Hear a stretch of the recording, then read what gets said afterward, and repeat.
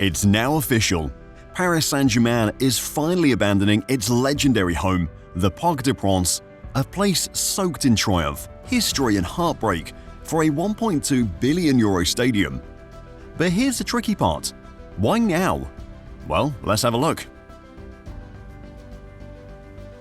For nearly 5 decades, the stadium has been PSG's soul. The place has experienced every chance, every goal, and every heartbreak, and has been the fortress for PSG fans. From their first Liga title in 2013 to the historic 4-0 victory against Barcelona in 2017, the stadium has witnessed it all. But now, in a shocking turn of events, PSG has decided to part ways with its fortress. The club didn't want to leave behind decades of history, but they had to. Due to a disagreement with the Parisian government and no hopes of a new deal, PSG has decided to build a new €1.2 billion stadium in Massy. Since 1974, Paris Saint-Germain has called Parc de France the home, a place where generations of fans grew up wearing red and blue. The stadium can host 48,000 lucky fans at once on a game day. Its steep and intimate stands create an unparalleled experience for the fans by creating a unique cauldron of noise and energy which you can't find anywhere else in France. Being etched in years of history, the stadium's become a sacred ground for the club. It has witnessed everything from unforgettable European nights to domestic triumphs. The stadium stood by it all. In 2011, everything changed for Paris Saint-Germain when it was acquired by Qatar Sports Investments, or QSI. This is a massive change as they shifted from a domestic contender to a now global superpower. Being backed by such powerful resources, PSG has gone overboard with record-breaking signings of star players like Neymar and Mbappe. Despite such massive changes, the club didn't part ways with the Parc. While everything from kits, trophies and players evolved, their home sadly didn't, and they were limited to hosting just 48,000 fans on game day. With the new identity, PSG's management was eager to have a bigger and more advanced stadium. The increasing contrast between PSG's global brand and their outdated home sparked some serious internal tensions.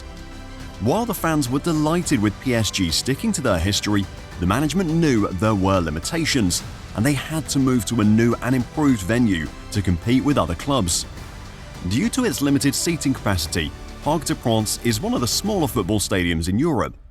While there are other challenges with this limited capacity, the biggest one is financial bottlenecking.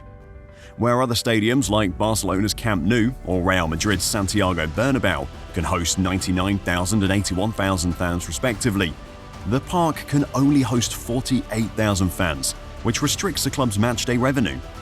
Apart from matchday revenue, this lower number takes a significant toll on merchandising sales and hospitality profits. While Camp Nou can host nearly double the fans, PSG has to turn away thousands of eager fans during high-stakes matches. This smaller capacity is restricting their income, which is a massive handicap for a club that aims to rise high globally. Even though PSG has been splurging on buying marquee players like Mbappe and Neymar, their stadium size is restricting them from capitalizing on this stardom. Due to the limited capacity, the club cannot include more luxury suites and hospitality zones, which also restricts their earnings.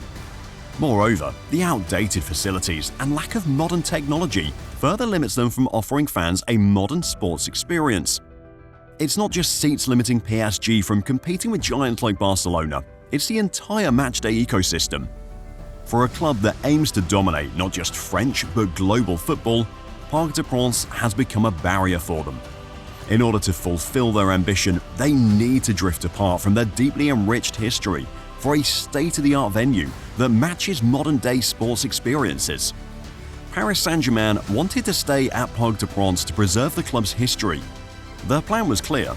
They wanted to always buy and expand the stadium instead of drifting apart from it.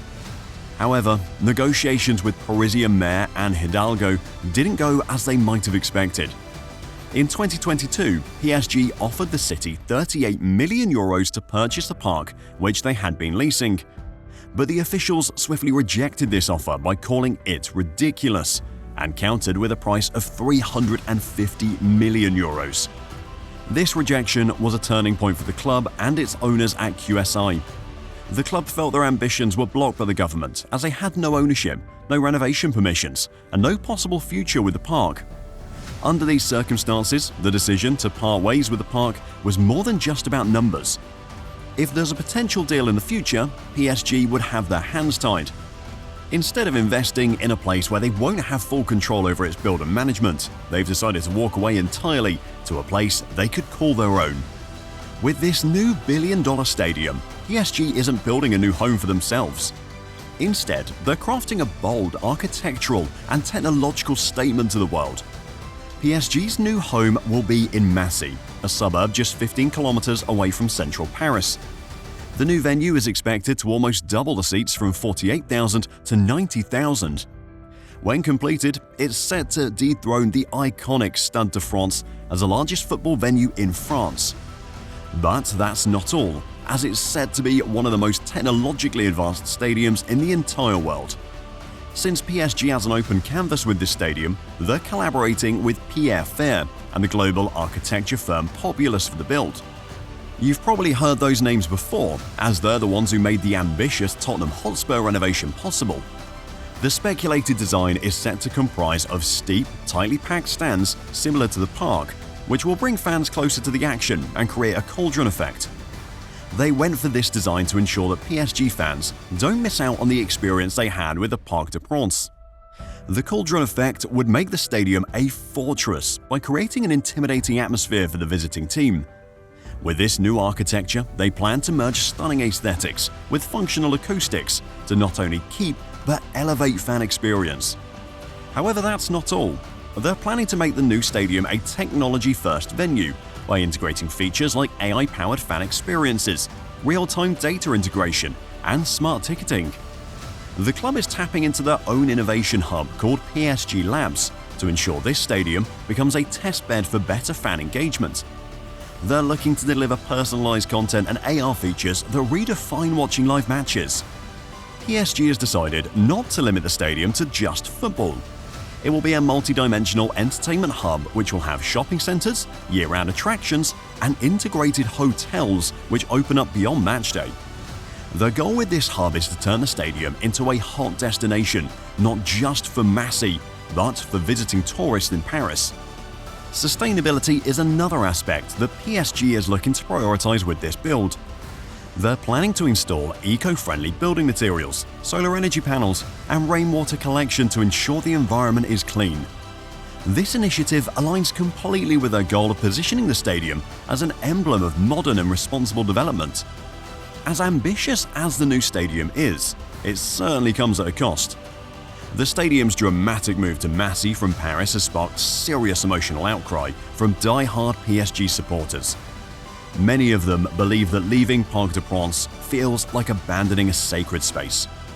The park is woven into the fabric of PSG's identity, which won't be an easy thing to let go. Fans are also concerned whether they can replicate the park's iconic atmosphere.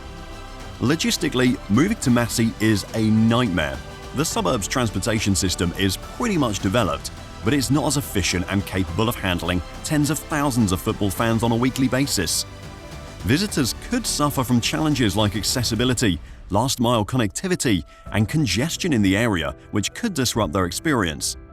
For all you international PSG fans out there, the shift from the iconic Parisian landmarks also dilutes the appeal.